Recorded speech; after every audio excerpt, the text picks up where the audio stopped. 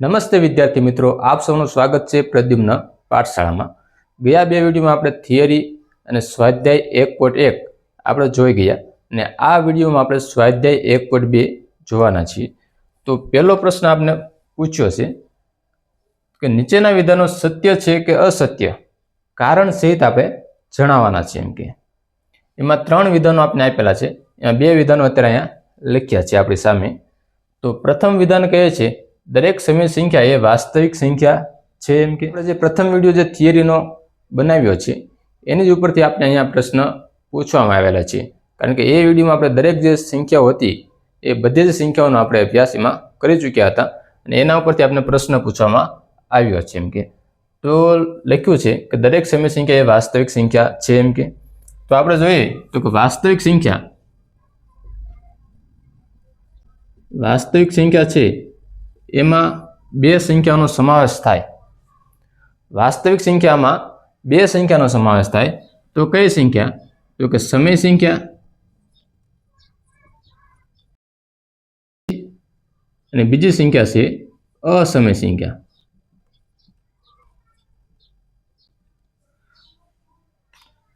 સમય સંખ્યા અને અસમય સંખ્યા આ બંનેનો સમાવેશ વાસ્તવિક સંખ્યામાં થાય। તો અહીંયા આપણને સમય સંખ્યા પૂછ્યું તો સમય સંખ્યાનો જો વાસ્તવિક સંખ્યામાં સમાવેશ થતો હોય તો દરેક જે સમય સંખ્યા છે તે વાસ્તવિક સંખ્યા હોય। એમ કે તો આપેલ વિધાન કેવું થશે? તો કે સત્ય થશે। અહીંયા આપણે જવાબ લખીશું આપેલ વિધાન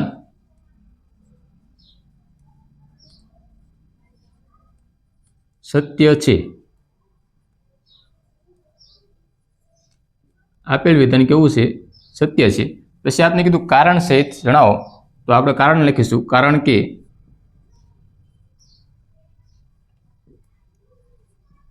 વાસ્તવિક સંખ્યાના સમૂહમાં સમય સંખ્યા અને અસમય સંખ્યાનો સમાવેશ થાય છે। કારણ કે વાસ્તવિક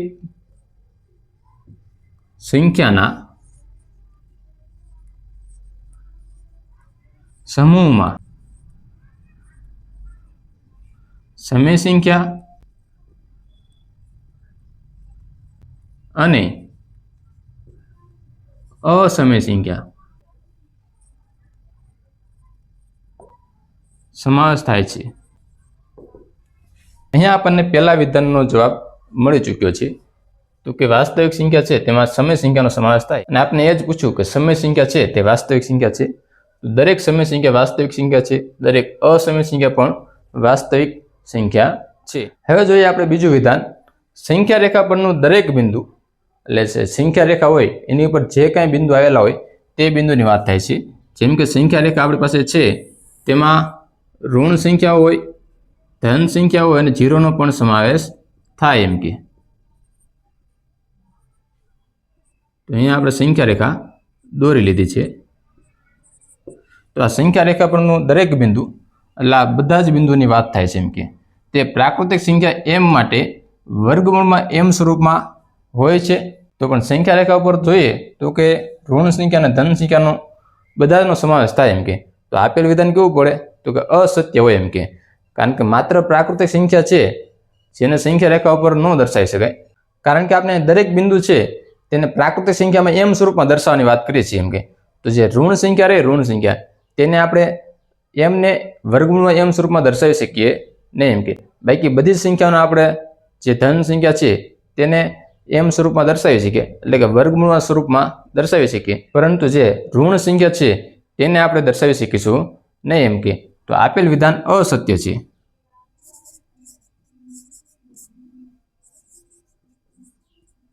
આપેલ વિધાન અસત્ય છે કારણ કે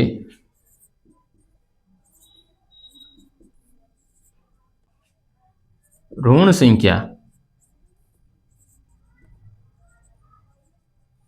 ક્યારેય પણ કોઈ પણ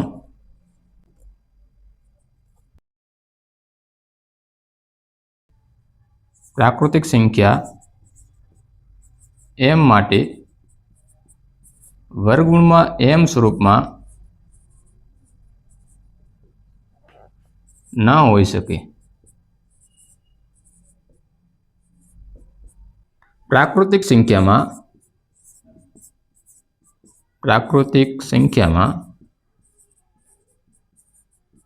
આપેલ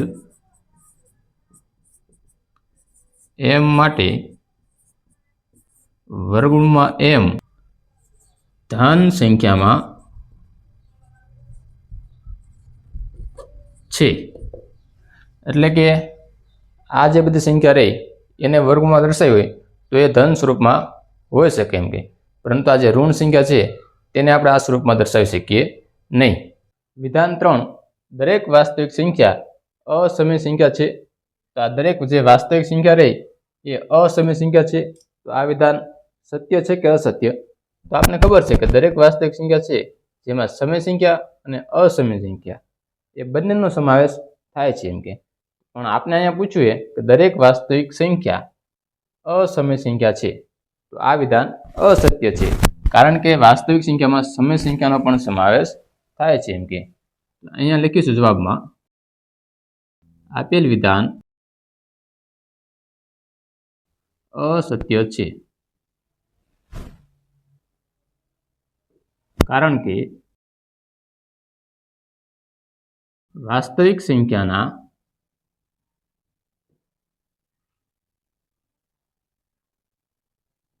સમૂહમાં સમય સંખ્યા અને અસમય સંખ્યા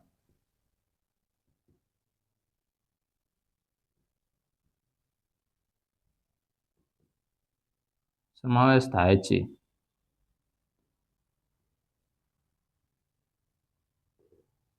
ઉદાહરણ તરીકે 5/10, 0/5 વગેરે સમય સંખ્યા છે.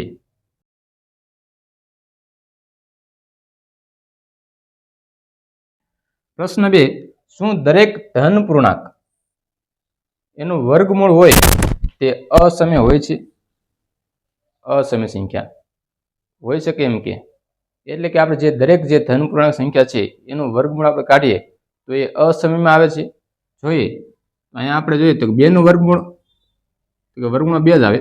3નું તો વર્ગમૂળમાં 3 લખી શકીએ. 4ને તો વર્ગમૂળમાં 4 આવે તો એનું પાછું 4નું જે વર્ગમૂળ હોય એ પાછું 2 નીકળે એમ કે. 5ને તો વર્ગમૂળમાં 5 જ લખાય, એનું વર્ગમૂળ કાઢવા જાય તો કે અસમય સંખ્યા આવે.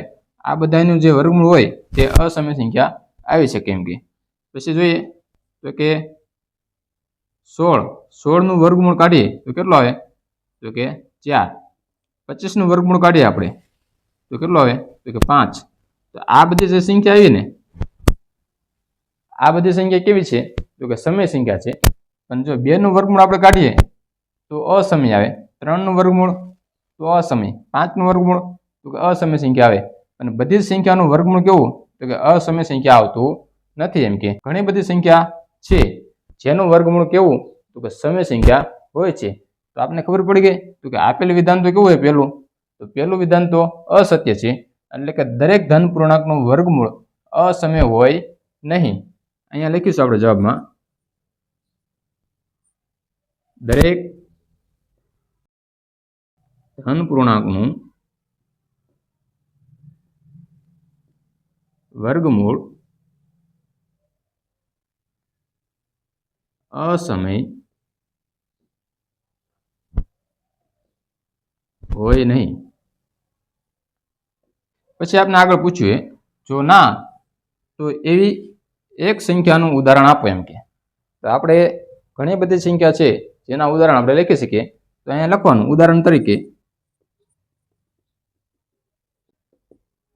વર્ગમૂળમાં 4 એનું વર્ગમૂળ 2, વર્ગમૂળમાં 16 જેનું વર્ગમૂળ થશે 4, વર્ગમૂળમાં 25 જેનું વર્ગમૂળ થશે 5. આપેલ સંખ્યા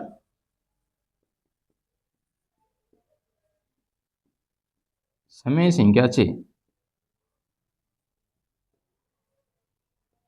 તો આ બધી સંખ્યા રહી જેનું વર્ગમૂળ નીકળે તે દરેક સંખ્યા કેવી તો કે સમય સંખ્યા હોય એમ કે જેનું વર્ગમૂળ ન નીકળતું હોય એવી સંખ્યા હોય તો એવી સંખ્યાઓ અસમય સંખ્યા હોય છે. હવે જોઈએ પ્રશ્ન 3, વર્ગમૂળમાં 5 છે તેને સંખ્યા રેખા ઉપર કેવી રીતે દર્શાવી શકાય?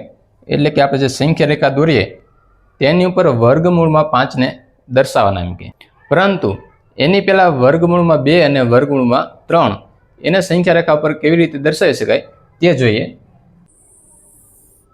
આ સંખ્યા રેખા છે એમ કે અહીંયા લેશું આપણે 0, અહીંયા 1, અહીંયા 2 અને અહીંયા 3 એમ કે. તો આને આપણે દર્શાવવું હોય તો પાયથાગોરસનો પ્રમેય કામ લાગે. પાયથાગોરસનો પ્રમેય આપણે શું કે અહીંયા A, B અને C આપણી પાસે આ ત્રિકોણ છે. ત્રિકોણમાં જોઈએ તો આ B છે, B કેવો તો કે કાટખૂણો આપણે દર્શાવે છે એમ કે.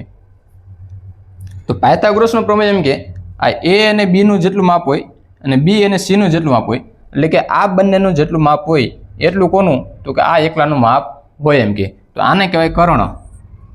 આનો શું કહેવાય? કર્ણ કહેવાય એમ કે. એટલે જોઈએ તો કે છગન છે, છગન જેટલા લાડવા ખાય એટલું આ કર્ણ છે એકલો લાડવા ખાઈ શકે એમ કે. તો આ આપણા છગન અને આ આપણો કર્ણ એમ કે. કોઈનું નામ હોય તો ખોટું લગાડતા નહીં એમ કે. એટલે જોઈએ તો કે આમ થશે AC એટલે A અને C બરાબર AC નો વર્ગ બરાબર AB નો વર્ગ પ્લસ BC નો વર્ગ, એટલે કે આ બંને અને આ બંને, એટલે કે આ અને આ A અને B, B અને C આ બંને જેટલું થાય તેટલું જ આ એકલું એટલે A અને C થાય એમ કે. તો પાયથાગોરસના પ્રમેય પરથી આપણે માપ આપણે મેળવીશું એમ કે. તો જોઈએ તો આપણે વર્ગમૂળમાં 2ને દર્શાવવાના કેટલા? તો પહેલાં આપણે 2ને દર્શાવીએ વર્ગમૂળમાં. તો વર્ગમૂળમાં 2ને દર્શાવવા માટે તો શું કરવું પડશે? તો મારે અહીંયા 1 એકમનું માપ લેવું પડશે. એટલે O છે અહીંયા 0 અને 1, તો આ 1 એકમનું માપ લઈશ અને અહીંયાથી હું 1 એકમનું માપ અહીંયા લઈશ એમ કે. તો માનો કે મેં અહીંયા નામ આપ્યું O, અહીંયા આપું A અને અહીંયા આપું B. આ બધાનું માપ 1 એકમ લેશે એમ કે હું. પણ જોવાનું કે માપમાં કોઈ ફેરફાર થવો જોઈએ નહીં. અહીંયા જેટલા એકમ હોય એટલા જ એકમ માપ લેવાનું એમ કે. બધાના માપ સરખા હોવા જોઈએ એમ કે. અને 1 એકમ અહીંયા જેટલું માપ હોય એટલું 1 એકમ અહીંયા લેવાનું એમ કે. વધારે ઓછું થવું જોઈએ નહીં એમ કે.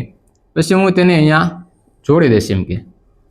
અહીંયા B સાથે જોડી દઈશ.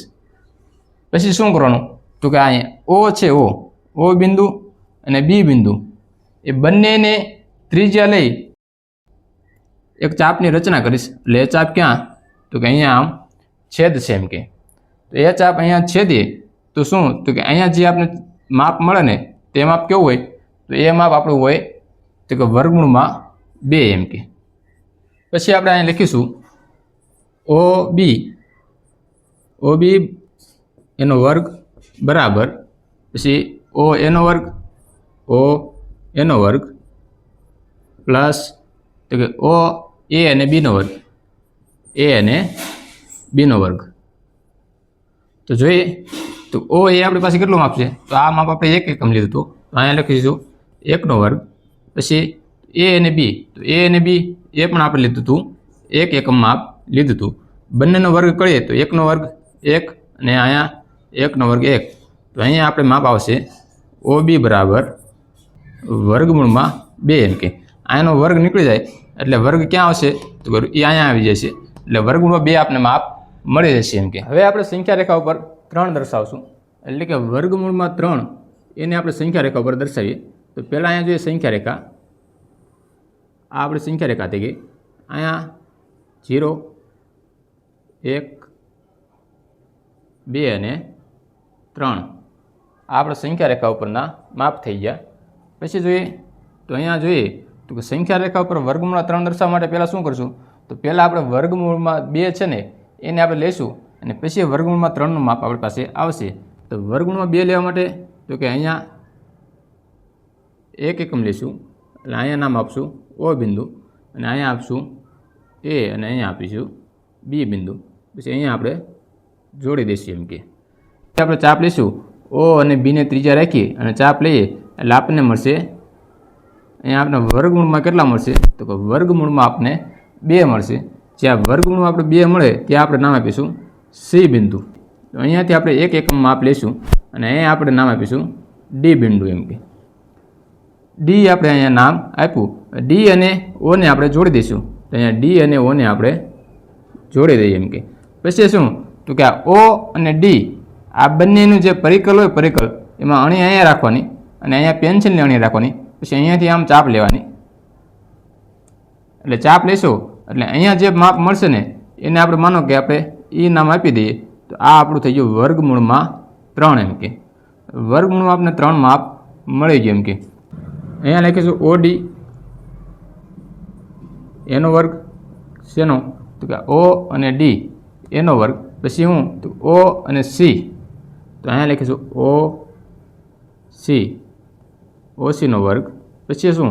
તો પછી લખીશું સી અને ડીનો વર્ગ પ્લસ સી અને ડીનો વર્ગ.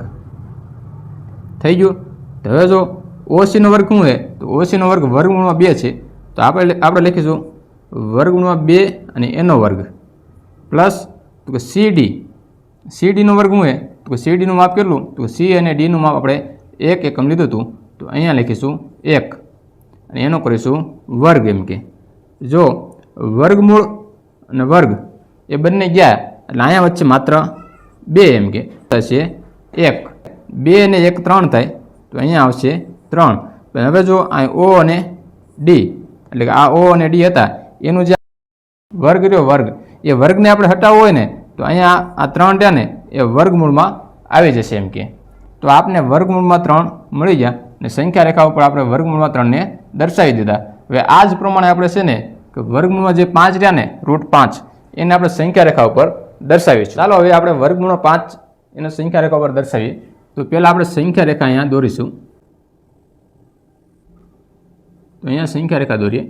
અહીંયા 0 1 2 અને 3 સુધી અત્યારે આપણે માપ રાખીએ. એમ કે પછી આગળ કાંઈ આપણે જરૂર છે નહીં. એમ કે અહીંયા આપણે સંખ્યા રેખાને એલ નામ આપીશું. પછી આ શૂન્ય છે શૂન્ય. તો અહીંયા આપણે ઓ બિંદુ પસંદ કરીશું. હવે આપણે અહીંયા તો કે થિયરી પણ લખતા જઈશું. એટલે પહેલો મુદ્દો લખીએ આપણે સંખ્યા રેખા એલ પર આ જે શૂન્ય છે શૂન્યને સંગત ઓ બિંદુ રચો. શૂન્યને સંગત ઓ બિંદુ પસંદ કરો. આપણે વર્ગમૂળમાં 5 દર્શાવવાના તો અહીંયા આપણે 2 એકમ માપ લેવું પડશે. તો 2 એકમ ક્યાં થશે? તો કે અહીંયા આપણે 2 એકમ થાય છે. તો અહીંયા 2 એકમ જ્યાં થાય ત્યાં આપણે એ નામ આપીશું. એમ કે તો હવે આપણે બીજો મુદ્દો લખીએ. ઓ અને એ અહીં લખીશું ઓ એ બરાબર 2 એકમ થાય તે પ્રમાણે સંખ્યા રેખા પર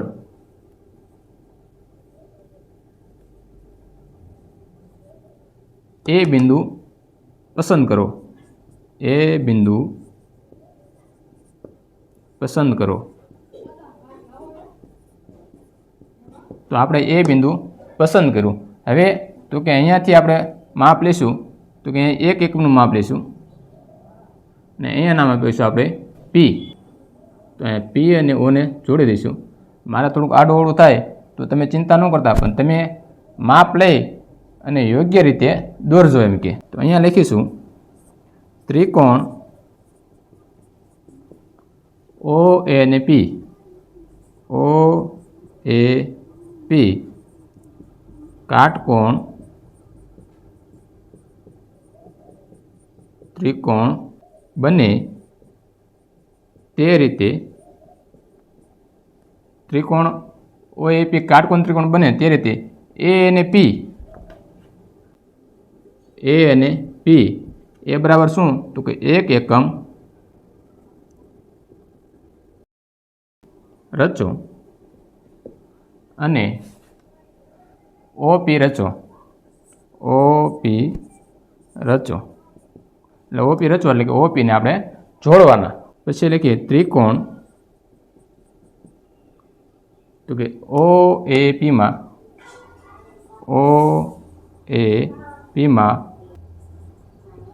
એટલે કે એ એટલે આ એની વાત થાય છે, જે 90 અંશનો ખૂણો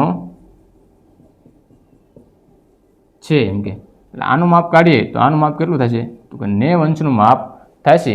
એટલે કે આ કાટકોણ ત્રિકોણ બનશે એમ કે. હવે આપણે અહીંયા પાયથાગોરસના પ્રમેય પરથી લખીશું. અહીંયા લખીશું પાયથાગોરસના પ્રમેય પરથી.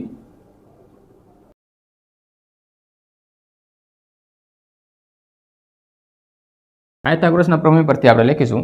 તો આગળ આપણે જે રીતે સમજ્યા એ જ પ્રમાણે આપણે અહીંયા કરવાનું છે. તો અહીંયા જોઈએ તો કે ઓ અને પી, અહીંયા લખીશું ઓ પી એનો વર્ગ બરાબર, પછી શું કરશું તો કે ઓ અને એનો વર્ગ, તો ઓ અને એનો વર્ગ, ઓ એનો વર્ગ પ્લસ તો કે એ અને પીનો વર્ગ, અહીંયા લખીશું એ અને પીનો વર્ગ બરાબર. અહીંયા તમે છે ને આ રીતના ટપકા ટપકા લખજો. મારા અહીંયા જગ્યા રહેતી નથી એટલે હું લખતો નથી, કારણ કે આના પણ એકાદો અડધો માર્ક કાપી નાખતા હોય છે. અહીંયા લખીશું ઓપી એનો વર્ગ, પછી ઓ એનું માપ શું તો કે ઓ અને એનું માપ કેટલું, તો આપણે ઓ એનું માપ 2 એકમ લીધું હતું, તો અહીંયા લખીશું 2નો વર્ગ પ્લસ એ અને પી એનું માપ આપણે કેટલું લીધું હતું, એનું માપ આપણે 1 એકમ લીધું હતું, તો અહીંયા લખીશું 1નો વર્ગ બરાબર. આ તેથીની નિશાનીએ ઓપી એનો વર્ગ બરાબર 2નો વર્ગ કેટલો થશે તો 2નો વર્ગ 4, 1નો વર્ગ થશે 1. તો અહીંયા જો 4 ને 1 કેટલા થઈ ગયા તો કે આ 4 ને 1 આપણે અહીંયા મળી ગયા 5. અહીંયા થશે ઓ પી બરાબર 5 જવાબ આવશે. અહીંયા જે વર્ગ હતો તે કાઢી અને આપણે વર્ગમૂળમાં 5 આપણે મૂકી દઈશું. તે વર્ગ રહ્યો ક્યાં તો કે 5 ને લાગી ગયો, એટલે 5 ક્યાં થઈ ગયા તો કે 5 વર્ગમૂળમાં થઈ ગયા. એટલે આપણે કહી શકીએ અહીંયા આપણે જે માપ મળે ને આ માપ કેવું હોય તો કે આ માપ આપણને મળે એ કેવું તો કે વર્ગમૂળમાં 5 હોય એમ કે. પછી શું તો આપણે ઓ અને પી એને ત્રિજ્યા લઈ અને એક ચાપ રચવાની, એટલે જે તમારું પરિકલ હોય ને એની અણી ક્યાં રાખવાની તો અહીંયા ઓ ઉપર રાખવાની, અને પેન્સિલની અણી તો અહીંયા પી બિંદુ ઉપર રાખવાની. અને પછી જે તમે ચાપ રચો અને જે તે અહીં એલ બિંદુમાં જ્યાં છેદે ત્યાં આપણે કેવું માપ મળશે તો અહીંયા આપણને મળશે વર્ગમૂળમાં 5. એટલે અહીંથી અહીં સુધીનું માપ લઈ આમ ચાપ રચવાની, એટલે અહીંયા જે માપ મળે ત્યાં આપણે નામ આપીશું સી બિંદુ, અને અહીંયા આપણને માપ મળશે વર્ગમૂળમાં 5 એમ કે. અહીંયા આપણે લખીશું ઓને કેન્દ્ર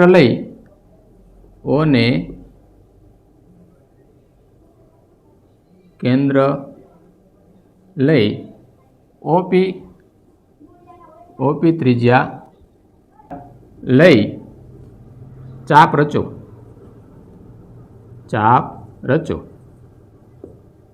જે ચાપ સંખ્યા રેખા એલ ને સી બિંદુમાં છેદે છે એમ કે. આમ વર્ગમૂળમાં 5 ને સંખ્યા રેખા પર સી બિંદુમાં દર્શાવી શકાય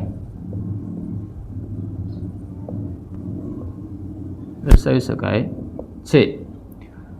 જોયું મિત્રો, આપણે વર્ગમૂળમાં 2 ને 3 ને અને 5 ને સંખ્યા રેખા ઉપર કેવી રીતે દર્શાવી શકાય તે આપણે જોઈ ગયા એમ કે. હવે આપણે નેક્સ્ટ વિડીયોમાં મળીશું અને સ્વાધ્યાય 1.3ના બધા જ જે પ્રશ્ન છે તેને પણ આપણે સમજીશું. ફરી બીજા વિડીયોમાં મળીએ. જય હિન્દ, જય ભારત.